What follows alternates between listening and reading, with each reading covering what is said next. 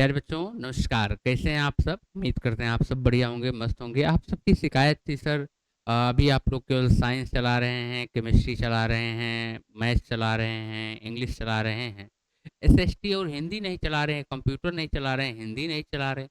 वो सारी सब्जेक्ट अब आपके चलने लगेंगे, है ना? तो अगर आप सबकी तैयारी को बेहतर बनाना है, तो हमारे साथ ज़रूर जुड़िए, मिशन एकेडमी के साथ ज़रूर जुड़िए। हमारी वीडियो को देख रहे हैं तो लोगों के तक शेयर कर दीजिएगा।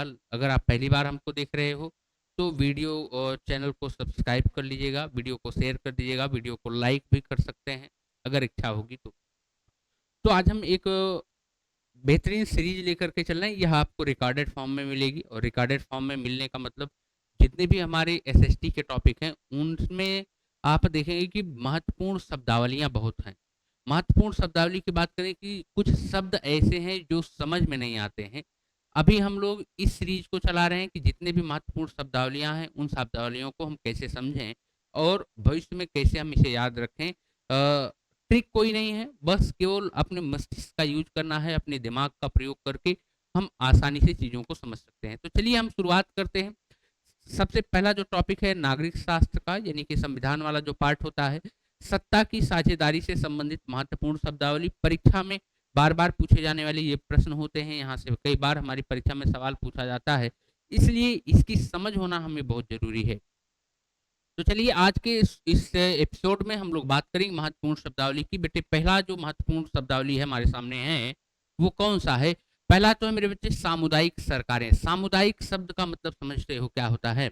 समुदाय सामुदायिक शब्द बना हुआ है समुदाय से। समुदाय मीन्स कम्युनिटी। जैसे आप देखते होंगे कि ये जो हमारा भारत देश है ये एक खास कम्युनिटी में किसी खास कम्युनिटी से बिलॉन्ग करता है। जैसे हम कहें कि यह एक हिंदू बाहुल्य क्षेत्र है। कोई पाकिस्तान की बात करें तो यहाँ मुस्लिम बाहुल्य क्षेत्र है। यहाँ पर कम्युनिटी क्या है? किसी खास एक समुदाय की संख्या जहाँ पर अधिक होती है, उसे हम समुदाय कह देते हैं। अब उस समुदाय के द्वारा जो सरकार चुनी जाती है, उसी सरकार को बच्चे हम लोग सरकार कहते हैं। क्या मेरी बात समझ पाए? उम्मीद करता हूँ आपने समझा होगा। सामुदायिक सरकार, कम्युनिटी गवर्नमेंट, ऐसी सरकार जो किसी एक भाषाई समुदाय, यानी कि जहाँ पर किसी एक भाषा का यूज किया जाता हो, किसी एक भाषा का प्रयोग किया जाता हो। जैसे अगर मैं भारत की बात करूँ बेटे, भारत में कई ढेर सारी भाषाएँ बोली जाती हैं। कन्नड़ है, मराठी है, हिंदी है, बिहारी है, शुद्ध हिंदी है ना? भोजपुरिया है। तमाम प्रकार की भाषाओं का यूज किया जाता है। तो हमारा जो भारत है, यह एक कम्युनिटी सरकार के अंतर्गत नहीं आएगा। एक भाषाई समुदाय के लोगों के द्वारा चुनी जाने वाली जो सरकार होती है, उसे ही हम लोग सामुदायिक सरकार कहते हैं। उम्मीद है आपने इस शब्द को समझ लिया होगा। समुदाय शब्द को समझो, उसके बाद सामुदायिक सरकार अपने आप समझ जाएँगे। दूसरा शब्द महत्वपूर्ण है सत्ता की साझेदारी में। सत्ता की साझेदारी क्या होती है? सत्ता का मतलब होता है मेरे बच्चे पावर। पावर का मतलब होता है शक्ति, शक्तियों का बंटवारा। इसी शब्द को समझ लो कि जब कोई पावर, जब कोई शक्ति का बंटवारा किया जाए, यही तो है सत्ता की साझेदारी। जैसे अगर मैं कहूँ कि आपके घर में मान लीजिए एक पापा जी होंगे, पापा का काम क्या होगा? सारा काम करना। जब घर में शादी फंक्शन हो जाता है या कोई और बड़े फंक्शन हो जाते हैं, सबकी ज़िम्मेदारियाँ बाँट दी जाती है। पापा का काम केवल मॉनिटर रहेगा कि इन सभी लोगों को देखते हैं। अब होगा क्या कि अलग-अलग लोग या अलग-अलग कार्य करते हैं। जैसे किसी का काम होगा कि भई शादी है, घर में शादी है, उनका काम होगा निमंत्रण बाँटना, उनका काम होगा कि जो नात रिश्तेदार आए हैं, उनकी देखभाल करना, उनका काम होगा टेंट वाले का देख लेना, उनका काम अलग होगा, उनका काम अलग होगा। यानी कि पावर बँट गई है। पावर बँटने का मतलब समझ रहे हो? ज़िम्मेदारियाँ बँट गई हैं। यही होती है सत्ता की साझेदारी। अब इसकी परिभाषा क्या समझो? किसी भी प्रणाली के उचित संचालन के लिए, यानी कि संचालन जो हो रहा है वो अच्छे तरीके से हो, बढ़िया से हो, संचालन के लिए अलग-अलग स्तरों पर समूहों में सत्ता का बँटवारा सत्ता की साझेदारी कहलाती है। अभी-अभी मैंने आपके सामने एक उदाहरण लिया और उदाहरण देकर हमने घर का उदाहरण लेकर के बताया कि भई जब कभी अलग-अलग लोगों को पास पावर आ जाती है, छोटे-छोटे पावर अलग-अलग लोगों के पास आ जाती है, यही हमारी क्या कहलाती है बच्चे? सत्ता की साझेदारी कहलाती है। तीसरा जो हमारा शब्द है बड़ा इंपॉर्टेंट है, युक्तिपरक, प्रूडेंशियल जिसे हम लोग कहते हैं। युक्तिपरक का मतलब समझते हो क्या होता है? युक्तिपरक का मतलब होता है हानि लाभ का सावधानी पूर्वक हिसाब लगा करके किया गया फैसला। जब भी कोई फैसला किया जाए, कहते हैं ना युक्ति युक्त, युक्तिपरक, जब आप किसी अच्छे पढ़े लिखे व्यक्ति से बात करोगे, जब कोई विशेष हिंदी वाले व्यक्ति से बात करो, तो वो हमेशा युक्तिपरक शब्दों का ही यूज करता है। युक्तिपरक का मतलब होता है जब भी हम कोई निर्णय लेते हो, जब भी हम कोई फैसला लेते हो, उसमें हमें दो चीजों का ध्यान रखना, एक तो हानि और दूसरा लाभ। दोनों को सावधानी पूर्वक हिसाब लगा करके किया गया जो फैसला होता है, किया लिया गया जो निर्णय होता है, वही हमारा युक्तिपरक कहलाता है। यानी कि ना तो हानि होगी, ना ही बहुत ज्यादा लाभ होगा। यानी कि एक बैलेंस तरीके से हम काम करते हैं, यही हमारा कहलाता है मेरे बच्चे युक्तिपरक फैसला, प्रूडेंशियल निर्णय। आगे हम बात करेंगे दबाव समूह, प्रेशर ग्रुप की हम बात करें। जब विभिन्न आर्थिक हितों के संगठन, विभिन्न आर्थिक हितों के संगठन का मतलब ऑर्गेनाइजेशन, विभिन्न प्रकार के जो भी आर्थिक तरीके से काम कर रहे हैं, जब हम इनकी बात कर रहे हैं, विभिन्न आर्थिक हितों के संगठन अपने हितों की पूर्ति के लिए, अपने हित की पूर्ति के लिए, दूसरे के हित की पूर्ति के लिए नहीं, सरकार पर दबाव डालते हैं। देखो, दबाव समूह जो दबाव डाले, जो लोग दबाव डालते हैं, अगर कई लोग हैं तो वह एक समूह हो गया, और उसी समूह को हम दबाव समूह कह देते हैं। और फायदा किसका हो रहा है? अपना अपना अपना, मतलब अकेले का फायदा हो रहा है। दबाव डालते हैं, ये जो हित समूह होगा, इसे ही हम लोग दबाव समूह कहते हैं, प्रेशराइज्ड ग्रुप कहते हैं। आगे हम बात करेंगे अगले शब्द की। अगला एक शब्द है, बड़ा महत्वपूर्ण शब्द है, संघ राज्य क्षेत्र, यूनियन टेरिटरी। शासन का वह क्षेत्र जो प्रत्यक्ष रूप से केंद्रीय सरकार के अधीन रहता है, संघ राज्य क्षेत्र कहलाता है। अगर हम संघ राज्य क्षेत्र की बात करते हैं मेरे बच्चे, तो संघ राज्य क्षेत्र का मतलब होता है, अगर आप थोड़ा बहुत भी पढ़े होंगे, थोड़ा बहुत भी जानते होंगे, तो आपने देखा होगा कि जो संघ राज्य क्षेत्र, सरकारें तीन स्तर पर होती हैं। एक केंद्र सरकार होती है, एक राज्य सरकार होती है, एक पंचायती सरकार होती है। केंद्र सरकार जो पूरे देश को चलाने का काम करती है, वो हमारी केंद्र सरकार होती है। जैसे मैं कहूँ कि राज्य सरकारें ऐसी होती है जो किसी एक खास राज्य में होती है। जैसे अगर मैं बात करूं आपके सामने, आप देख रहे होंगे कि हम एक राज्य में बिलोंग करते हैं, हम यूपी के निवासी हैं। यूपी में जो सरकार काम कर रही है, वह है भाजपा की सरकार। और भाजपा की सरकार किसके नेतृत्व में काम कर रही है? उत्तर प्रदेश में बेटे, तो आपको पता है कि यूपी के मुख्यमंत्री योगी आदित्यनाथ जी हैं। योगी आदित्यनाथ क्या है? मुख्यमंत्री हैं, यानी कि एक राज्य के मुखिया हैं। ये क्या है भाई? एक राज्य के मुखिया हैं। अगर मैं देश की बात करूं मेरे बच्चे, तो देश का सबसे जो प्रमुख व्यक्ति है, वो होता है प्राइम मिनिस्टर।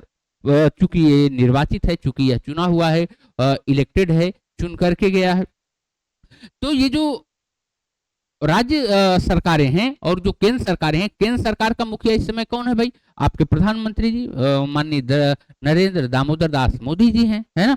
तो जो कुछ यूनियन टेरिटरी हैं, संघ राज्य क्षेत्र हैं, उनका जो नियम बनेगा, उनका जो कानून बनेगा, वो सब काम करता है संघ राज्य क्षेत्र में। कौन? केंद्र सरकारें काम करती हैं। जैसे दिल्ली का नाम सुना होगा, चंडीगढ़, लक्षद्वीप, अंडमान निकोबार द्वीप समूह, जम्मू एंड कश्मीर, ये हमारे क्या होंगे? यह हमारे एक तरीके से कहें कि यूनियन टेरिटरी हैं। इनका सारा का सारा कानून, इनका सब कुछ कौन देखता है बच्चे? इनका सब कुछ केंद्र सरकार के द्वारा देखा जाता है। सब कुछ नियम कानून जो भी बनेंगे, जो भी बिगड़ेंगे, केंद्र सरकार के द्वारा बनाए और बिगाड़े जाएंगे।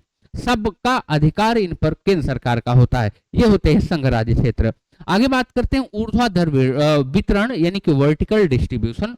उच्चतर और निम्नतर स्तर की सरकारों के बीच में सत्ता के बंटवारे को ऊर्ध्वाधर वितरण कहते हैं। वितरण का मतलब समझ रहे हो? बंटवारा हो रहा है। बंटवारा किसका हो रहा है? सरकार का, सत्ता का। ऊर्ध्वाधर वितरण की अगर हम बात करें मेरे बच्चे, तो जैसे आपने सुना होगा, सरकारें तीन होती हैं। एक तो होती है मेरे बच्चे जिसे हम लोग कहते हैं केंद्र की सरकार। एक तो जिसे हम लोग क्या कहेंगे बच्चे? केंद्र की सरकार कहते हैं, केंद्र की सरकार कहेंगे। दूसरा जिसे हम लोग कहते हैं बच्चे राज्य की सरकार, राज्य की सरकार,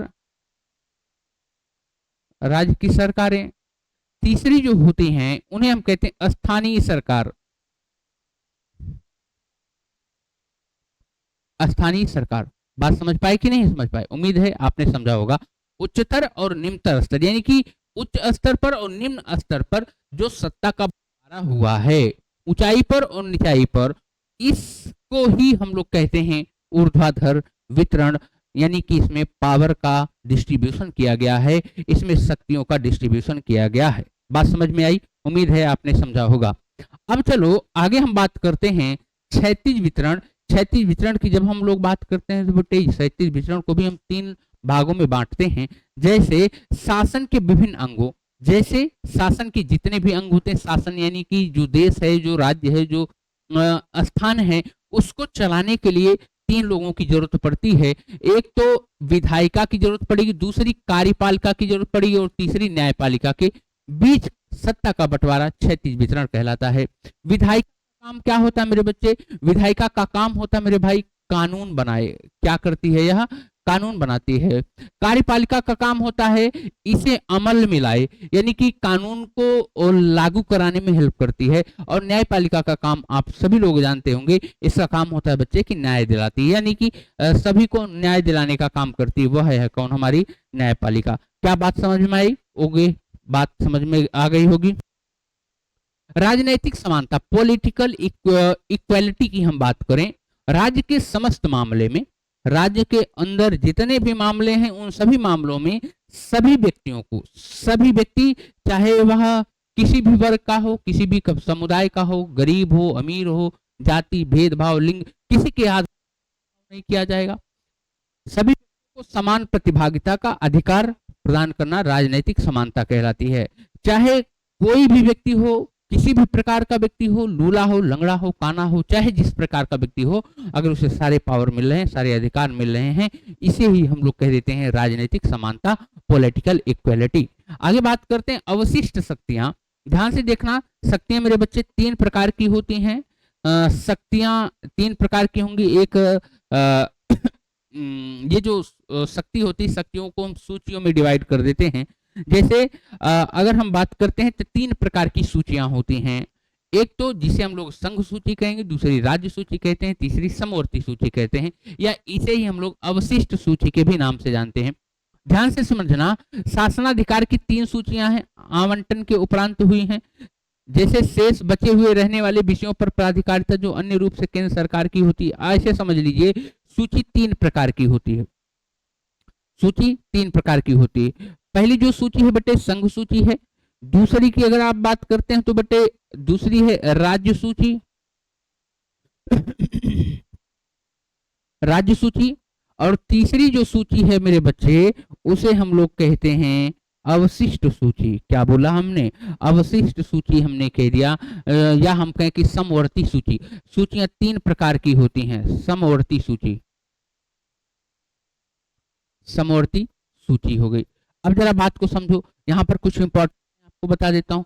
संघ का काम है, जो संघ सूची है, इसमें कुछ ऐसे मसले हैं, इसमें कुछ ऐसी व्यवस्थाएं दी, उस पर केवल और केवल केंद्र की सरकारें ही बना सकती हैं। जैसे रक्षा का मामला हो, सिक्योरिटी का मामला हो, विदेश नीति का मामला हो, रेलवे का मामला हो, बैंकिंग का मामला हो, है ना। जैसे अगर मैं बात करूं बेटे, किसका किसका हमने बताया? हमने आपको बताया कि रक्षा, विदेश नीति, बैंकिंग, रक्षा, विदेश नीति, विदेश नीति, है ना, रक्षा, विदेश नीति, बैंकिंग हो गया। इन सभी मामलों पर जो नियम बनेगा, जो कानून बनेगा, वो कौन बनाएगा? संघ सरकारें बनाती हैं, राज्य की सरकारें बनाती हैं। आगे आते हैं हम राज्य सूची में। राज्य सूची की जब आप बात करते हो तो बच्चे इसमें पुलिस हो जाता है, कृषि हो जाता है, स्वास्थ्य, ये सब इसके विषय होते हैं। पुलिस से संबंधित जो भी कानून बनेगा राज्य बनाएगी। कृषि से संबंधित जो भी कानून बनता है मेरे बच्चे राज्य बनाती हैं। इसके साथ में स्वास्थ्य यानी बीमारियों से संबंधित जो भी कानून बनेंगे वह राज्य की सरकारें बनाती हैं। आगे हम बातचीत कर लेते हैं मेरे बच्चे किसकी? हम बात करेंगे समवर्ती सूची की। समवर्ती सूची में जैसे शिक्षा हो जाए, वन हो जाए, विवाह हो जाए, श्रमिक कानून हो जाए। शिक्षा, वन, विवाह, शिक्षा पर जो कानून बनेगा, वन पर जो कानून बनेगा, विवाह पर जो कानून बनते हैं बच्चे, वह कौन बनाएगा? दोनों लोग बना सकते हैं, यानी कि केंद्र सरकार भी बना सकती है, राज्य सरकार भी बना सकती है। कभी कभी बच्चे डिस्प्यूट हो जाता है, यानी कि हम कहें कि कंट्रोवर्सी हो जाती है, कभी कभी झगड़ा हो जाता है कि जो संघ वाला जो केंद्र सरकार ने कानून बनाया है उसको माना जाए कि जो राज्य सरकार ने कानून बनाया है उसको माना जाए। तब ऐसी स्थिति में केंद्र सरकार के द्वारा जो कानून बनाया गया है उसको मान्यता दी जाती है, उसको माना जाता है। राइट, उम्मीद है आपने इस बात को समझ लिया होगा। संघ सरकार, फेडरल गवर्नमेंट क्या होती है? जो पूरे देश में सरकार को चलाए वही संघ सरकार कहलाती है। संघ सरकार में 2 या 2 से अधिक स्तर पर सरकारें देश भर में शासन करती हैं, यानी कि पूरे देश में जो शासन करती है वही हमारी संघ सरकार कहलाती है। इसको याद रख लेना। आगे है पंचायती राज। पंचायती राज का मतलब समझ रहे हो बेटे? पंचायती राज में तीन स्तर पर सरकारें काम करती हैं। एक तो जिसे हम लोग कहते हैं मेरे बच्चे ग्राम पंचायत। ग्राम पंचायत में आप देखते होंगे कि प्रधान होते हैं। आगे होगा खंड या ब्लॉक समिति, जो ब्लॉक प्रमुख वगैरह होते हैं वो इस स्तर पर आ जाएंगे। आगे होते हैं जिला परिषद। जिला परिषद मतलब कि जिला पंचायत। जिला पंचायत जो अध्यक्ष होते हैं ये इसी के अंतर्गत आते हैं। जो स्थानीय स्वशासन होता है, जो पंचायती राज होगा, इसमें 3 स्तर की सरकारें हैं। 3 स्तर में ग्राम पंचायत ग्राम लेवल पर, विकास खंड लेवल यानी कि ब्लॉक लेवल पर, और जिला लेवल पर 3 प्रकार की सरकार, 3 प्रकार के पाए जाते हैं। आगे हम बात करते हैं मेरे बच्चे किसकी? आगे बात करेंगे सामाजिक समानता की, यानी कि सोशल इक्वलिटी। राष्ट्र के अंदर सभी नागरिक को हम लोग राष्ट्र में हैं, हम लोग देश में हैं, हमारे देश के अंदर जितने भी नागरिक हैं, जितने भी लोग हैं, सिटीजन हैं, व्यक्तित्व के सर्वांगीण विकास का, जितने भी लोग हैं उनके सर्वांगीण विकास यानी कि चारों तरफ का विकास, शारीरिक हो, मानसिक हो, बौद्धिक हो, जितने भी प्रकार का, राजनीतिक हो, जितने भी प्रकार के विकास हैं उन विकास का समान अवसर मिलना चाहिए। उनके विकास के लिए समान प्रयास होने चाहिए, समान अवसर मिलना चाहिए, तथा मिलना चाहिए। किसके किसके आधार पर? प्रथाओं के आधार पर भेदभाव नहीं होगा, लिंगों के आधार पर भेदभाव नहीं होगा, जाति के आधार पर भेदभाव नहीं होगा, धर्म के आधार पर भी भेदभाव नहीं होगा। ये आदि के विभेदों को दूर करना ही सामाजिक समानता कहलाती है। यानी कि जाति, लिंग, धर्म, जाति, लिंग, धर्म, प्रथा, किसी के आधार पर आप किसी से भेदभाव नहीं कर सकते हैं। इसलिए सबको समानता की जरूरत होती है मेरे बच्चे। आगे बात कर लेते हैं हम अल्पसंख्यक, माइनॉरिटी क्या होती है? माइनॉरिटी कई ढेर सारे बच्चे नहीं समझ पाते, कई ढेर सारे बच्चे नहीं जान पाते। What is minority? यानी कि अल्पसंख्यक समुदाय क्या होते हैं? अल्पसंख्यक समुदाय, जैसे अगर मैं आपको बताऊं बच्चे, जिस किसी स्थान पर, जिस किसी राज्य में, जिस किसी भी देश में जिस समुदाय की संख्या सबसे कम हो, अल्प हो, अल्पतम का मतलब जानते हो? अल्पतम का मतलब होता है सबसे कम। जहां कहीं पर किसी भी जिस भी समुदाय का जो संख्या है वो सबसे कम होती, उसे ही हम लोग अल्पसंख्यक कहते हैं, माइनॉरिटी कहते हैं। किसी वर्ग के लोगों की कम संख्या या उनकी अल्पता को ही अल्पसंख्यक कहा जाता है। जैसे अगर हम भारत की बात करें तो मुस्लिम समुदाय की संख्या क्या है बेटे? कम है, बिल्कुल कम है ना? इसलिए इन्हें भारत में अल्पसंख्यक कहा गया। एक आपके लिए विशेष सूचना है मेरे बच्चे, अभी आपकी जो क्लास चल रही है मेरे बेटे वह 11 बजे से 12 बजे तक सुबह में बायोलॉजी की चल रही है। प्रतिदिन शाम के 6 बजे से 7 बजे तक आपको केमिस्ट्री मिल रही कक्षा 10 की। कक्षा 10 की आपको अंग्रेजी की क्लास शाम के 7 बजे से 8 बजे तक मिल रही है, और 8 बजे से 9 बजे तक बहुत अच्छी क्लास आपको गणित की मिल रही है। अब इसी में एक टाइम और आपका ऐड हो जाएगा, जैसे 12 बजे से 1 बजे तक आपको एसएसटी भी पढ़ाई जाएगी मेरे द्वारा ही। विज्ञान, बायोलॉजी और एसएसटी मैं ही पढ़ाने वाला हूं आप सब बच्चों को। प्लीज आप सभी बच्चे अच्छे से हमारा सपोर्ट करें, अच्छे से हमें सपोर्ट करें, हमें प्यार करें। हम भी आपको प्यार ही करते हैं भाई, हम भी आपसे नफरत नहीं करते हैं। ऐसी ही वीडियोज पाने के लिए आप हमारे चैनल पर जरूर जुड़िए। किसी भी जानकारी के लिए हमारे दिए गए नंबर 757094 पर आप कांटेक्ट कर सकते हैं, संपर्क कर सकते हैं। तो आज के लिए बस इतना ही, दीजिएगा इजाजत। मिलूंगा आपसे अगले नेक्स्ट क्लास में। Bye bye, take care, thank you. कल मिलूंगा, कल फिर वीडियो अपलोड होगा। इसी के लिए इसी के साथ दीजिए इजाजत। Bye bye, take care, thank you.